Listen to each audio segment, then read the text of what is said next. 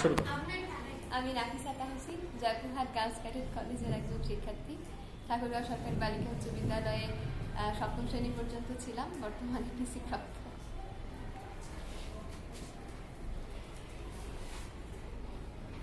উনিশশো ৭১ সালের উত্তাল আন্দোলনে আমি ছিলাম রাজশাহীতে। অন্ধকার থাকতে থাকতে সামান্য হাত গাড়ি নিয়ে রওনা হলাম গ্রামের বাড়ির উদ্দেশ্যে। হঠাৎ স্থানীয় চেয়ারম্যানের জিপ এসে থামলো আমাদের বাড়ির সামনে। বাবাকে উদ্দেশ্য করে বললেন, ডাক্তার বাবু আসেন আমার সঙ্গে। হয়তো জ্ঞান হারিয়েছিল। সচেতন হয়ে উঠে বসতেই বুঝলাম এটা থানা, সামনে বসা আর্মি অফিসার। অফিসারকে উদ্দেশ্য করে বললাম, আমাকে বাবা মার কাছ থেকে কেড়ে এখানে আনা হয়েছে কেন? অফিসারটি হেসে উত্তর দিলেন, তোমার নিরাপত্তার জন্য। সন্ধ্যের কিছু আগে চেয়ারম্যান সাহেব এলেন। সবকিছু জেনেও আমি তার পা জড়িয়ে ধরলাম। কাকা বাবু, আপনার মেয়ে সুলতানার সঙ্গে আমি একসাথে স্কুলে গিয়েছি, একসাথে খেলাধুলো করেছি, আমাকে ছেড়ে দিন, আমাকে বাবার কাছে রেখে আসুন। তিনি ছাড়া দিয়ে আমাকে দূরে ফেলে দ্রুত বেরিয়ে গেলেন।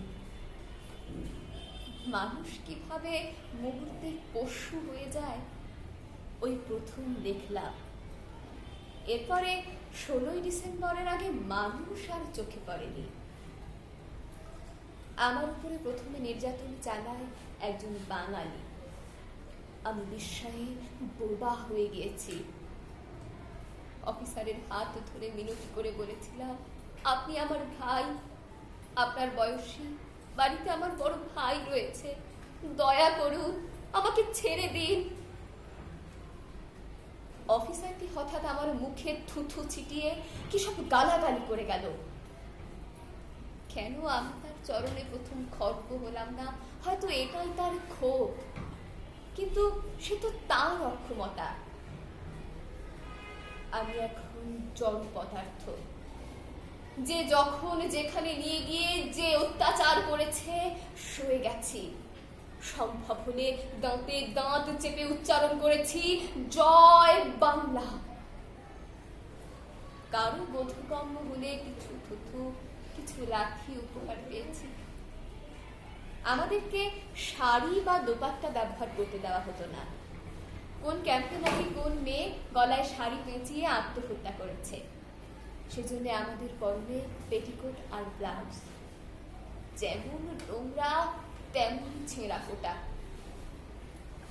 চোখ জলে ভরে উঠত। বাবার কথা মনে হতো, মা এবারে কোন শাড়িটা নিবি? বলতাম, তুমি যা দেবে। আদুরি মাথায় হাত রেখে বলতেন, মা আমার যে ঘরে যাবে সে ঘরে শান্তিতে ভরে উঠবে।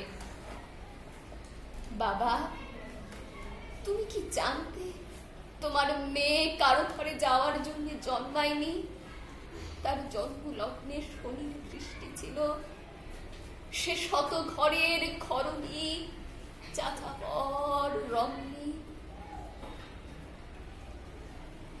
দাদা এসেছিল কলকাতা থেকে নেওয়া শাড়ি নিয়ে। দাদা অবশ্য একটা কথা বলে গেল যেটা বাবা বলতে পারেনি।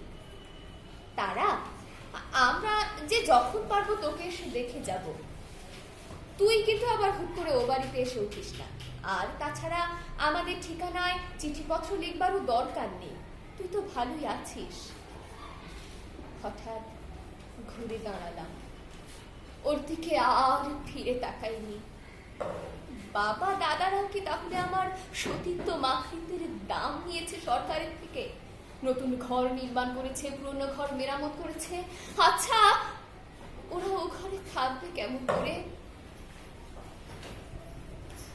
বাস্তব বড় কঠিন। আমি বীরাঙ্গনা, বাহিরে বের হতে না পারলে আমি মরে যাব।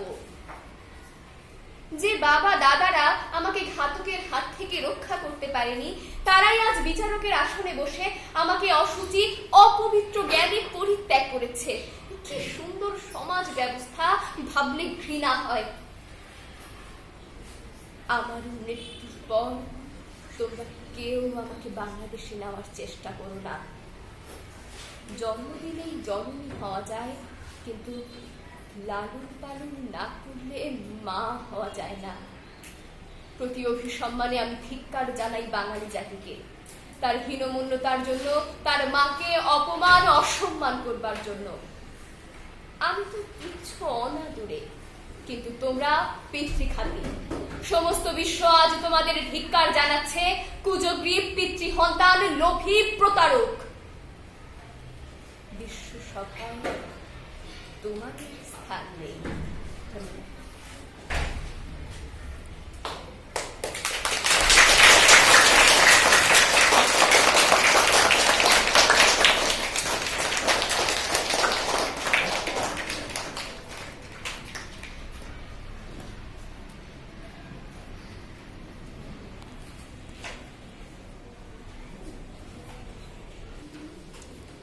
হ্যাঁ স্যার, হয়েছে।